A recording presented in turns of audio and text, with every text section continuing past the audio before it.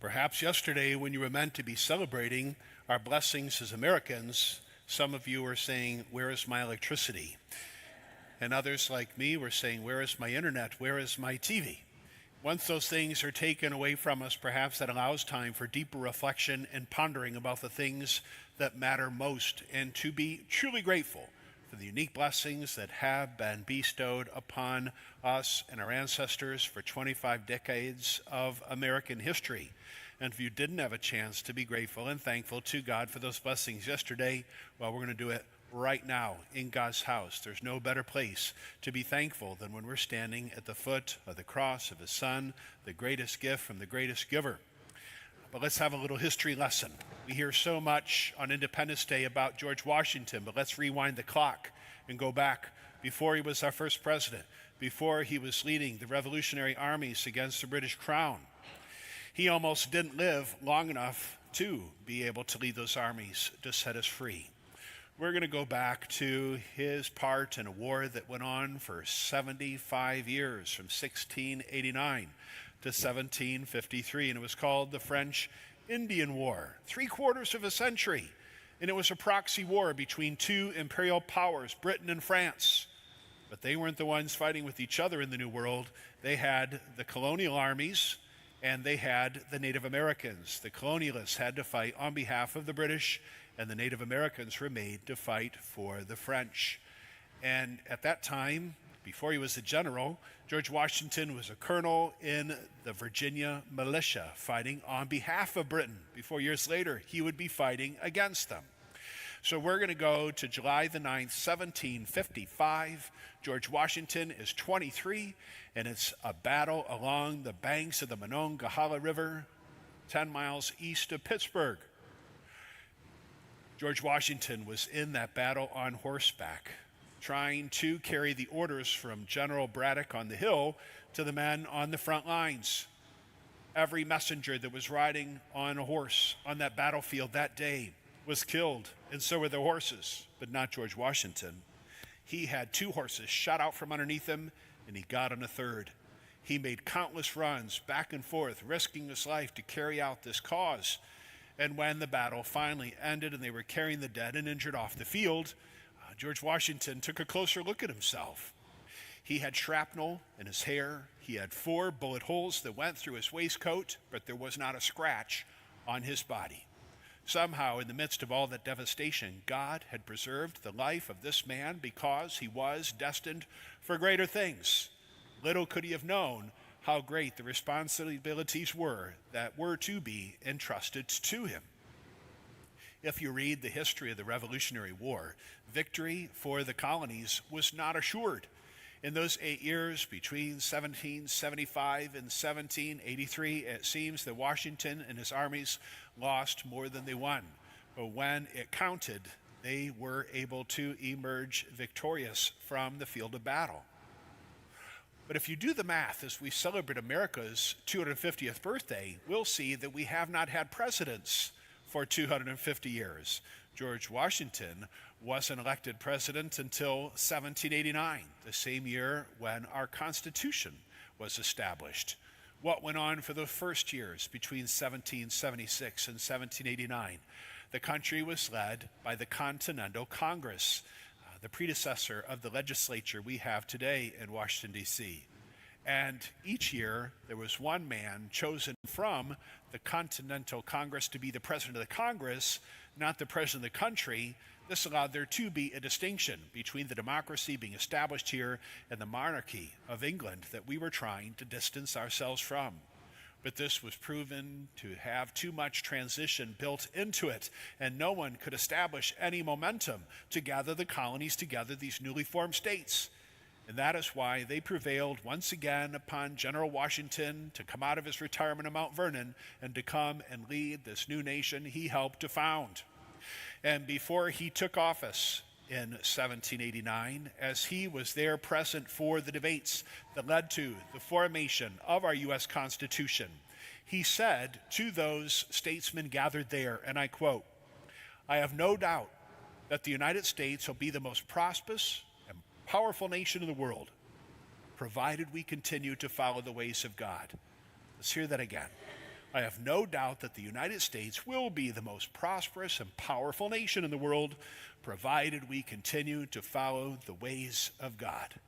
Reminding us once more that our forefathers established this nation for the freedom of religion, not a freedom from religion. And they relied heavily on God because they understood that his hand was upon them and his will was before them. And they had an appointment with destiny that they would not be able to fulfill without God's guiding hand and his grace. And perhaps it is following the ways of God that led to the prosperity and to the power that America has experienced over the course of these last 25 decades. And perhaps the current state in which we find ourselves, where fewer and fewer people love their country, where fewer and fewer people follow the ways of God, well, those two things go hand in hand. You can't have one without the other. What makes a good Christian is also what makes a good citizen. But if we follow Jesus' invitation in the gospel today, come to me, come back to me, return to me with your whole heart, then perhaps the Lord will bless these United States once again if we honor him and if we follow him wherever he leads us. On Memorial Day, Veterans Day, and Independence Day, we tend to remember those who loved liberty more than life, those who served the defense of our country and defended our flag and our freedom on fields of battle, foreign and domestic. But what about the people that got it all started in the first place? John Adams was there when the Declaration of Independence was approved. He would go on to be our second president after George Washington. And he wrote to his wife, Abigail, after they approved this historic document, unlike any other in the history of man or on the face of the earth. And he said to Abigail, there should be parades until the end of time, hailing this day when men chose to throw off the crown and to live free.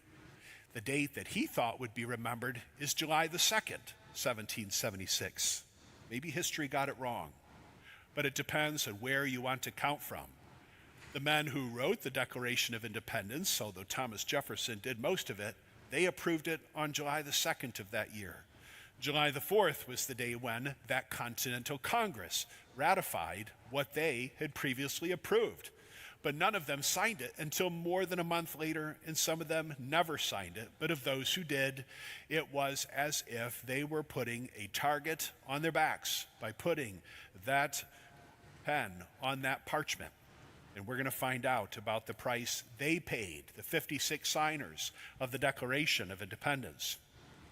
5 of those men were captured by the British as traitors and tortured until death. 12 had their homes burned. 2 lost their sons in the Revolution. Another had sons taken prisoners of war. 9 of those 56 men fought and died from wounds or hardships experienced during the American Revolution. They signed and they pledged their lives, their fortunes, and their sacred honor. But what kind of men were they? 24 were lawyers, 11 were merchants, 9 were farmers, men of means, all well-educated. But they signed the Declaration of Independence knowing full well that the penalty would be death if they were captured. Carter Braxton of Virginia, a wealthy planter and trader, saw his ships swept from the seas by the British Navy. He sold his home and properties to pay those debts, and he died in rags.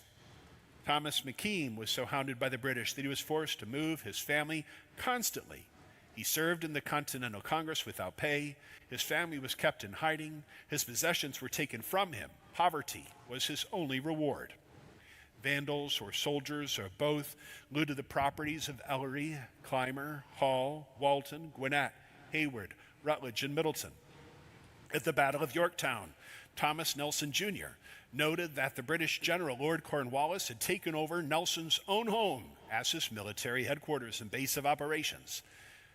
When news of that reached him, Thomas Nelson Jr. quietly urged General George Washington to open fire on his own home that he built with his own hands.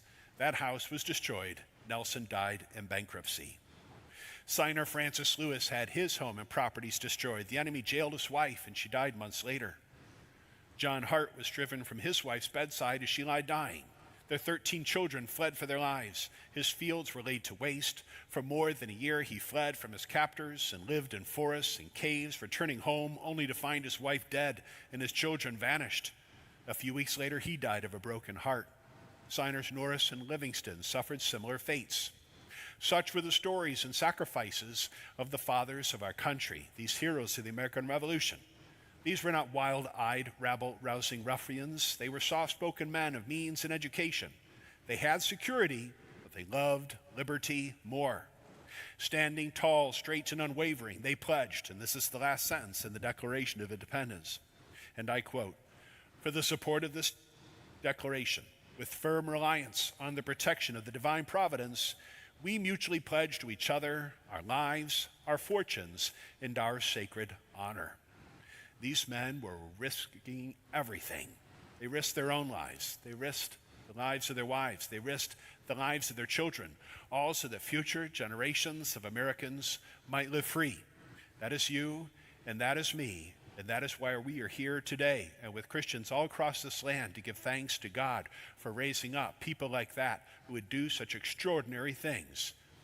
Once you have found something that you would be willing to die for, you have finally found something worth living for. And so as we prepare to look ahead to what God has in store for these great United States in the next 250 years, let's remember the warning that George Washington gave to those debating the Constitution of these United States when he said, "I have no doubt that the United States will be the most prosperous and powerful nation in the world, provided we continue to follow the ways of God."